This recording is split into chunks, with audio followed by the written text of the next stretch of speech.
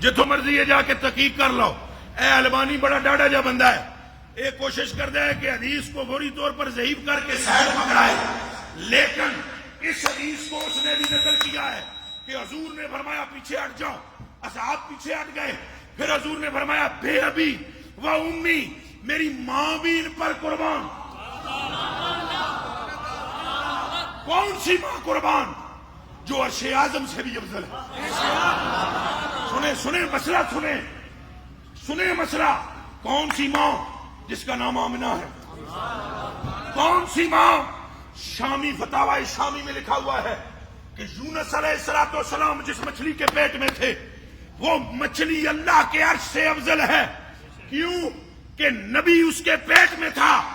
اگر مچھلی کے پیٹ میں یونس ہو تو وہ عرش اعظم سے افضل ہے. اگر آمنہ کے پیٹ میں محمد رسول اللہ,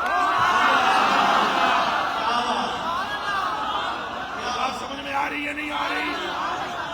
ارے وہ ماں جو عرش اعظم سے افضل ہے, ارے وہ باپ رسول اللہ کا جس کا نام ہی عبداللہ ہے. رسول خدا ان ننوں کو فرما رہے ہیں میری ماں بھی تواڈے تے قربان تے میرا پیو بھی تواڈے تے قربان. جاؤ